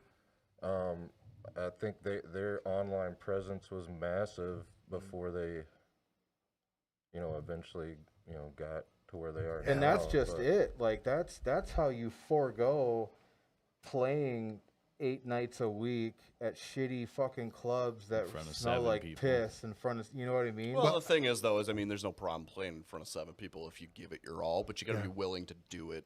Well, Right. Put the work in. Here's the But what thing. I'm Here's saying here's the thing is that you were kind of touching on though is that yeah, it's a chore, but again, the old way of doing it is now broken into fractions, right? So you got. I mean, the old way to do it was playing shows, You can right? you can Right. still grab it though, like we were talking about showing up at the Flying V when there's a ton of kids there, being an old cat handing out flyers to the next show, or you got your digipacks or your EPs, you're handing them out to people just to get it out there so people hear it. I remember when Slipknot came out and System of a Down came out, they were handing out samplers, Press cassettes. kit. That was it. And you would get, what the fuck is this? You know what I mean? And then you go and all of a sudden they just blew up, So I get that. And I think that getting in that routine, you have to figure the routine out first, right? So that's the thing is like, what is going to work? What's not going to work? A lot of people are they're so reliant on the internet and not so much reliant on being face to face, which you kind of sever your network. Yeah, you can Yeah, be. there's I'm two really sides funny of it. online, but when you're next to me, I'm like, Yeah, hey, there's, dude, there's what's two up? sides of it now. Right. It's true because you know that there's people that are like that. They're a persona because there's no real, there's a separation there. I think there's value in both, and you have you have to figure out that puzzle to get it to work. You got to find a balance. Absolutely, absolutely. man. Well, and I think it might help us too, being older guys that have Yeah. kind of done different stuff, Yeah. and then also seeing how stuff is now. Yeah. We're able to like combine all that, and not Yeah. put all our eggs in one basket. Yeah. So it's like, Yeah. we're not just doing shows, or we're not just doing online. It's like we have to Well, figure out all these different. Again, avenues. this is such a learning thing for anybody who's trying to start something like this. That's why I love doing these and having a different perspective from every different band. They're super young kids that have the same type of backgrounds, but they're grasping at something completely different, or they're not even connected yet. I have a friend. I had a fucking discussion with a cat this week, and he was like, "How the fuck are some of these guys in their 50s and they want to go play Club Underground?" And I said, "The reason that you're mad at is it because you didn't want to keep doing that. You figured now this guy is releasing his 4th or 5th album on a label, and he don't even play it live. Yeah. He's got a band that he put together, and he's had guys that were in Candlemass and guys that were, I mean, he's in the Doom style, but he's got guys that he's hired that have moved here, created an album, and then left and went to other bands, but he's got this album. So I'm talking to him and I go, dude, the one thing that I can say about you that I'm jealous of being an old guy, you're my age, you're 53 years old. I go, how much do you practice? And he goes, I still have my chops. And I go, but you're not doing it like you were when we were kids. You're not doing fucking 3-4 days a week, just pounding it in and jamming. You know that vibe when Really you're jamming with locking it somebody, in, yeah. dude. You know if You feel it, you're gonna you know? riff, and the drummer goes into the fucking do, and now all of a sudden you're into this other groove, and you're going, it felt natural going into that. Now at the same time, you guys have created something where you know what another guy's going to do because you've been jamming with him and you've been exchanging ideas to where he can complete your sentence or vice versa. You know what I mean? And now you're giving it to a fantastic vocalist that has the nerdy creativity of what we're talking about. Shout out, Pete. And this is what I'm saying though is that with this type of concept, man, you can go. I have a friend who was quit playing in bands and wanted to write a book. He wrote a fucking fantasy novel, right? Here's the funny thing about it. He wrote a companion to that, much like Tolkien shit, right? Where he told you what every armament, what every fucking tool and everything, like he had names for everything, names for, I mean, it went like a Bible that goes behind it. Yeah, crazy. And I'm like, what? Dude, he even made my other ride is, those bumper stickers, my other ride, and then like this made up name for a spaceship. That was one of the bumper stickers that he included with his fucking book when he bought it. That's I was cool. like, what the hell? So this type of shit, dude, you could go, it's never ending. Merch wise, Well, and that's kind of the cool thing with the concept, like I was saying, like doing the other stuff, and then okay, now we're kind of doing this concept and this idea. It's like you just keep continuing to build on it. what does an otherworldly, an ethereal being that's coming to destroy everything? What powers does that and I person have so many ideas with Dude. everything I've written so far. Like at the end of this 6-song EP, it's essentially an come back that introduction, with? Right. and then I have ideas to make another 12 songs just based off this nerdy shit we've done so far. Rad, dude. It's That's just rad. So we do have a chicken scratch idea as far as an outline, whatever you want to call it. Basically with all of the fuckery going on in the world everywhere. Oh, you're still Evil. talking about that? We're past that Oh, already. Fuckery. come on. I thought No, the world you know- was you a know what I safe mean. place. You know what I mean, though. The you know? storyline, right? Yeah, Like, evil, hell itself is like the barrier between Earth and evil is thinning by the minute. Right. And So and I'll just say, in real life, it feels like that. Well, and in real life also, are we already in hell? It's like those Right. ideas, Yeah. like where do you put those? And I'm not saying hell as in like hell. I'm not religious by any means. Hell. It could be Lionel Richie for 99 hours. Oh, I'm just saying. hello. He's got some hits, man. He's got But he some does. hits. He does. Shout out Lionel Richie. No, I just. Well, I'm easy. That's not Lionel Richie. Yes, it Yeah, is. oh, yeah. That's the Commodores, baby. That's Lionel Richie. That is. Oh, who Easy. did the O's Nevermore? Or no, Faith No More. Faith did the No cover. More. Yeah. Such a good cover. Shout out Mike Patton. Yeah. Baby, yeah. He's watching for sure. I hope so. No, so we have a cool dynamic too, right? So Hold on, like, I got to ask. It says Go ahead. Johnny Hawk likes to give people shit, but he also comes up with cool questions sometimes. He says, may I ask where did the concept come from?" And he said, "The image reminds me of the game Destiny, but I'm just curious." sick. Actually, what is That's the a sample compliment. at the beginning of Denouement from No, it's Halo. Halo? But I mean, it's the same creators, right? It's there's been kind of a video game vibe around it, I guess. There's from- definitely some cyberpunk from vibes the too. get-go. Like, yeah, there's one song that was like, I was playing Cyberpunk 2077, and Well, if you were Johnny Hawk, you would like- say cyber spunk is what he said. yeah, I mean, that works too. I didn't Depends mean what it. we're watching, but My bad. My bad. But yeah. So I was like, well, I'm gonna write this song, and I'm gonna kind of use Cyberpunk 2077 as a reference in my head as I do it. And Right. It came out pretty cool. Hell yeah, it's awesome, dude. I dig what you guys are coming up with. I've always thought that was cool, man. From the wall, you know what I'm saying? Those concept albums are amazing. You can go anywhere with it. It's Oh, your yeah. mind. You're Yeah, making up the anything story. you want, yeah. You know, Right. like this fucking Game well, of I mean, Thrones. if I was gonna just write lyrics normally, they'd just be about how much I fucking hate everything and Right. myself and all these depressive things. And it's Right. like it gives me this other outlet to go. All right, well, I don't need to worry and separate. think about all this Yeah. horrible shit, but I can put it in this other aspect because I love sci-fi Yeah, too, right. and it makes things. I don't know. You can grow on it so much too. It gives you Well, so many other and ideas. Chris is so good at making like our riffs into like it's like an immersive experience, right? Like it's like if you could listen to our songs through like a fucking head, like a one of those, what are they called? Like Oculus. VR sets. Yeah. Oculus, Yeah. dude, and you could just like chill on a couch, like you're going somewhere. You know what I mean? Like that's the goal, and that's, you know, it did touch on inspiration from video games and fucking shit like that, but that mixed with Pete's storytelling through his lyrics has started to create fucking. I mean, I don't know. It's like a whole universe, like you said, the whole Yeah, comic book thing we talked right, about. like- It could be that whole thing. You and know, we you're haven't, creating a like- universe. we're just starting. I mean, fuck. Yeah.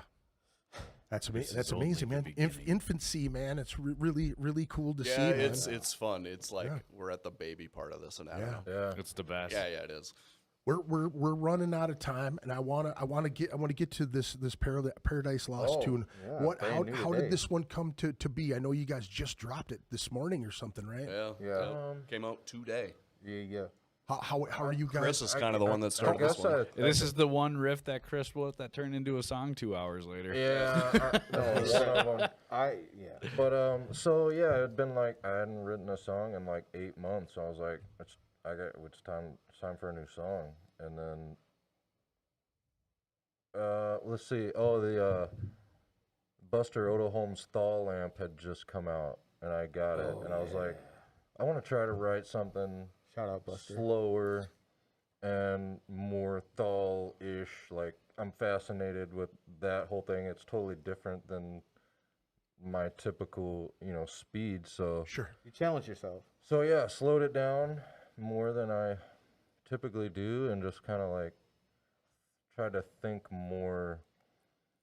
Like I'm fascinated with sound design, obviously, as far as the background sounds and stuff. But I was like, let's think about the guitar in a more of a sound design aspect, like Yeah. utilizing, pitch shifting and all the weird stuff that comes with Thaw. And I wouldn't say it came out like a Thaw song, but It's inspired by it. it for sure. has more of that kind of vibe to it. Definitely And has that vibe. I love and hate the fact when someone compares something to something else. You son of a bitch. There we go. Power down. Yeah, you son of a Uh-oh. bitch. There we go. Power down. Yeah, that's exactly what it did. Game Blake over. knows But the it's sound. Good cat. But it's one of those things where you got to be around somebody who's listening to something for you to go to say, oh, I know where you got that from, you Right. know.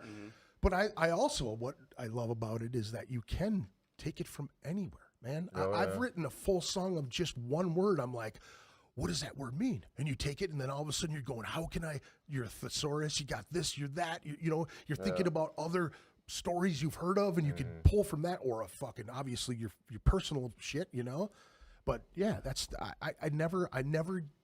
I like to compare shit. I'm like, it was good in that form. Why can it not be good in the form that I'm going to use it in? Right. You know what I mean? Right. Yeah. I'm not copying anybody. No. You know what I'm saying? I'm just got the taste for It's it. just inspiration. We're just riding in that lane for a little bit. Yeah. And then we'll pop back over. Well, that's the cool thing about being new at this point is like every song is just this much different from the last one. And I love that you know? what you guys are saying, that you're not painting yourself in the corner. No. You're Fuck no. you're willing to be open to each other's ideas, and that's Well, and Absolutely. we want our demographic to be as large as possible. Yeah. We don't want to cater to Yeah. any 2-3 groups of people. Well, and I even do clean singing in the Or new like song. genre. You know what I and mean? all Which- that, like, Was scary for me to even fucking try, and it was because of his sound design that I could even find the notes to sing along Right. to. So I'm not the type that can be like, oh, I'm listening to distorted guitars and can find a melody. That's not me. But young dudes, man, that is the thing, man. I remember being a young dude thinking I had to be the heaviest, hardest dude on the fucking planet. Yep. What the thing is that I missed out on is that I didn't find a guy who was into sound design or things that they would go, hey, dude, have you ever tried even more this? inspirational. Yeah, man. We're and this is again where I love throwing it out there, because you may not have even thought about that. You could be a vocalist that is on that, I'm on the beat every single time, and you have somebody who's able to lay it out in such a melodic way that you're like, damn, maybe I could go, into that shit, Yep. into some. Well, I remember asking these guys, like, hey, is it cool if I like do clean vocals? And they're like, fuck Yeah. yeah. Fuck do it. Don't As stop. long as it sounds good. I always Just do imagine it well. Always imagine the Asian guy in the back of the class. Yeah, We're the arms wide open. You know what I mean? It's just that heavy metal attitude. Well, and there's a lot of that in the scene too, like no dude. clean singing, Yeah, no clean singing. You know, it's like no. Come on, I man. mean, Hey, even you fucking just- even Whitechapel's doing clean singing. You know Yeah, what I mean? it's definitely kind of it's come back a bit, and it's usually worth it. I mean, Dude, this band right there's here, a bit of contrast. This I dude- mean, this there's nothing vocalist wrong is with that. singing like a Contrast is good. motherfucker. Oh, really? Yeah, Okay. dude, great vocalist, man. Nice. You don't want to pigeonhole yourself. No, hell no. Well, and that's why I'm doing a lot of those vocal covers too. It's like I'm just testing myself. Yeah, and like I yeah. said, a lot of them suck. Yeah. But I No. want to push what I'm Practice trying to is do. practice. Just like Yeah, these practice guys is are practice, doing yeah. learning riffs. It's like I have to push my vocals. Well, yeah. and, you know, this is And why you're gonna get more what out of it by dude, doing that. Big time. I admire the hell out of it because it shows me that this is something that I regret in my time in the music scene. I didn't focus on my craft enough, in my opinion. Right, the writing aspect of it, but just to be able to warm up, to be able to bellow it out on a solid, consistent. You know what I mean? Yep. You're not getting up there and fucking smoking 12 joints right before you go on. You're not drinking, Hey, 8 hey, to and there's a place and To time each for their that, own, but yeah. obviously. But you know what I mean? Absolutely, You're and not you going have to to- fry yourself. Yeah. Because you know what And you're that's how capable I'm of. staying Yeah, fresh yeah, is yeah. doing these vocal covers during the week because it's like I get a demo here and there. Yeah. And these guys know like when they give me something, it's like 2 hours later, here you go. But it's like I also want to keep myself fresh and also like, oh, the next time I might come into the studio, you've heard the demo. Yeah. But now I'm doing something else ridiculous that I just taught myself this week. Yeah. You know what I mean? Maybe you just find a niche in your voice Well, that you and, didn't know you had.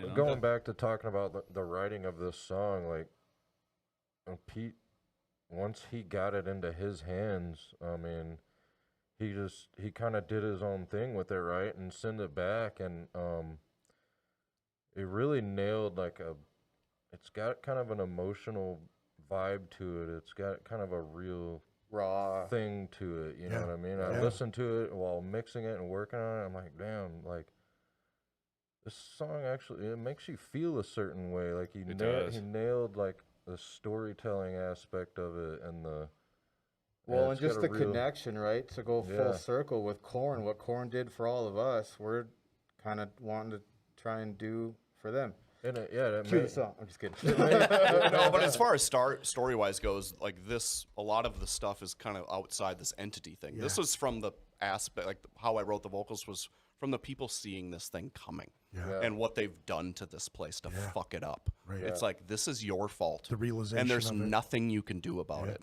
And you're the person on the planet watching this thing that's going to destroy you. Sounds really familiar.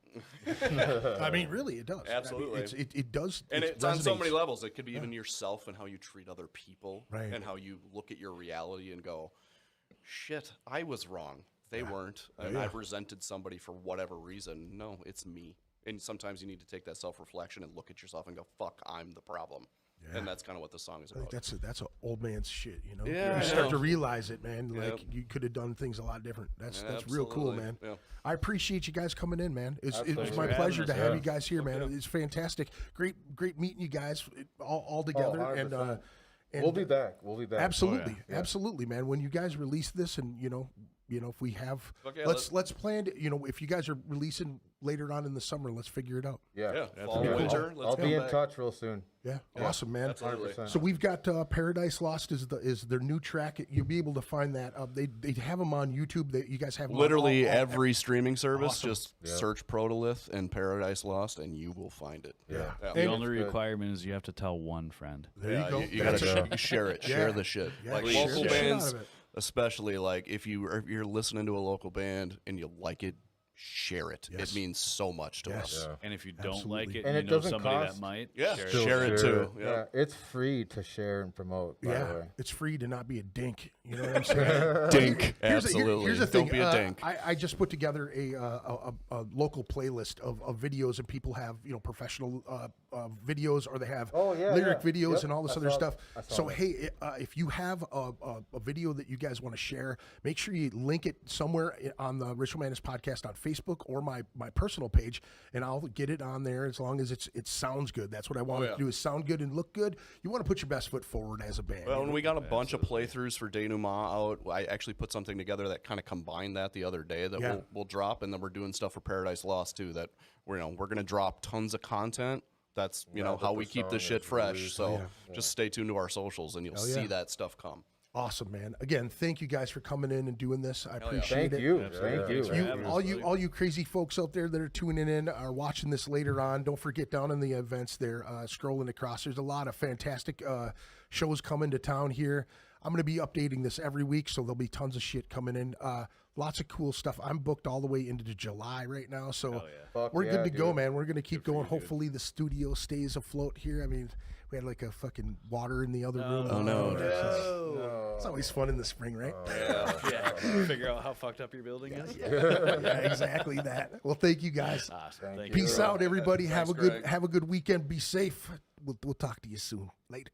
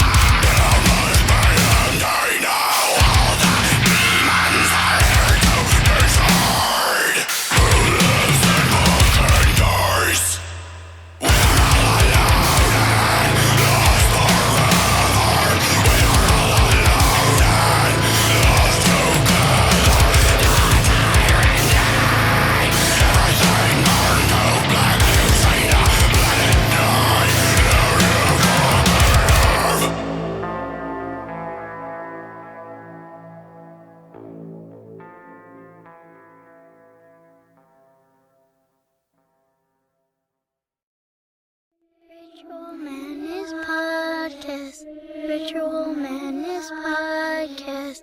Ritual